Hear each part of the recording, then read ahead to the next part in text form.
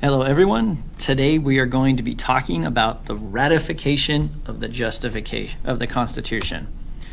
And ratification, that just means to sign a document into law. Last class, we talked about the Constitutional Convention, where everybody met in Philadelphia and all the colonies came up with the Constitution.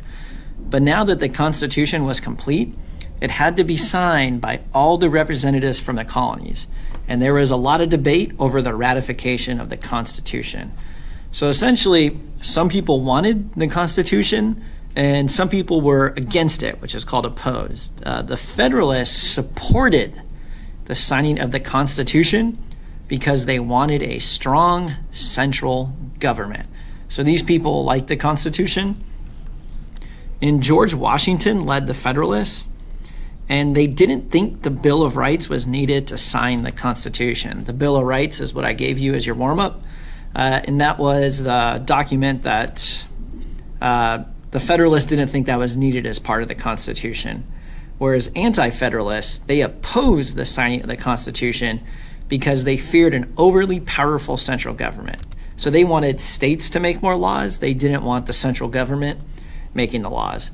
And the leaders of this group were Patrick Henry, George Mason, and Thomas Jefferson. And they supported the Bill of Rights, and they demanded they be included in the Constitution, ensuring the freedoms of states and Americans. They eventually signed the Constitution when the Bill of Rights was attached to it. So remember, the anti-federalists, they're against the Constitution. They only signed it because the Bill of Rights was attached to it. Federalists, they liked the Constitution and they supported it. So the Bill of Rights, which once again was your warm-up, this was written by James Madison. James Madison is also the author of the Constitution. And Madison consulted the Virginia Declaration of Rights and the Virginia Statute for Religious Freedom when drafting the amendments that eventually became the United States Bill of Rights. So the Bill of Rights is just 10 amendments, and those are laws. And when James Madison wrote this, he got his ideas from the Virginia Declaration of Rights, which was written by George Mason, and he got his ideas from the Virginia Statute for Religious Freedom, which Thomas Jefferson wrote. And the Bill of Rights are 10 amendments, including the Constitution, that guaranteed the rights of individuals. Some of these freedoms are trial by jury, freedom of speech, and freedom of religion. So these are rights that every American has, no matter what. Okay, next we're going to talk about political parties. And to understand, here's the definition of a political party.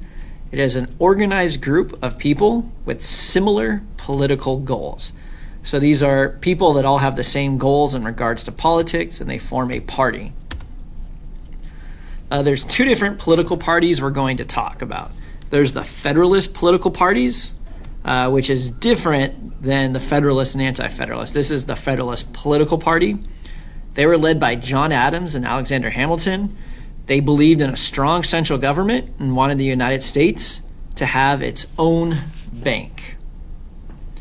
The other political party is the Democratic Republicans Party, and they were led by Thomas Jefferson and James Madison. They opposed the Federalists. So these two had opposite ideas, and they were against each other. The Federalists, they believed in a strong national government. They wanted some power to the states. They had a commercial economy is what they believed in, and they were supported by bankers and businessmen in the Northeast. So they were supported by people with money. They believed in big businesses. Whereas the Democratic Republicans, they wanted a weak national government, and they wanted strong state governments. They also believed in agriculture economy, and they're supported by farmers, artisans, frontier settlers in the South. And the presidential election of 1800, won by Thomas Jefferson, was the first American presidential election in which power was peacefully transferred from one political party to another. So that just means before 1800, it used to be the Federalist political party, but the Democratic Republicans, which Thomas Jefferson won, he won, and it was a peaceful transfer. So someone else took power with different ideas, and there wasn't a war. It was peaceful. Next, we have some important court cases. And court cases have to do with the third branch of the U.S. government, known as the judicial branch, and it is responsible for hearing court cases. The Supreme Court is the highest court in the United States, and they decide important cases about law and disagreements between states and federal government.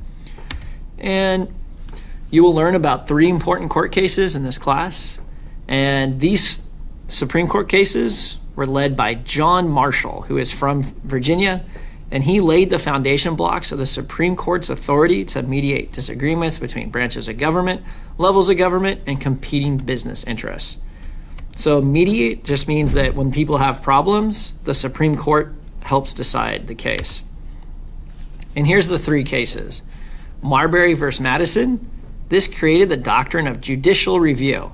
So the Supreme Court decides if something is legal or illegal. So Congress can make a law, the president can sign the law, but the Supreme Court can say that's illegal, you cannot do that. There's another case called McCulloch versus Maryland, and this set forth the doctrine of implied powers.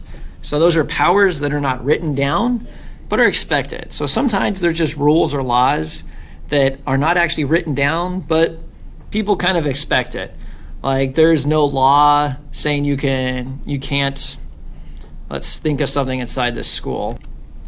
Like you're not allowed to have giant speakers and listen to music really loud as you're going down the hallway.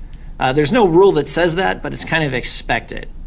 McCulloch versus Maryland also gave the government power to create an unencumbered national bank. So there's a Bank of the United States now, and that's because of this case. And the last one is Gibbons versus Ogden, and allows the government to regulate interstate trade from state to state commerce and provided the government a broad national view of economic affairs. So if Maryland wants to trade with Virginia, the government, the federal government, monitors that.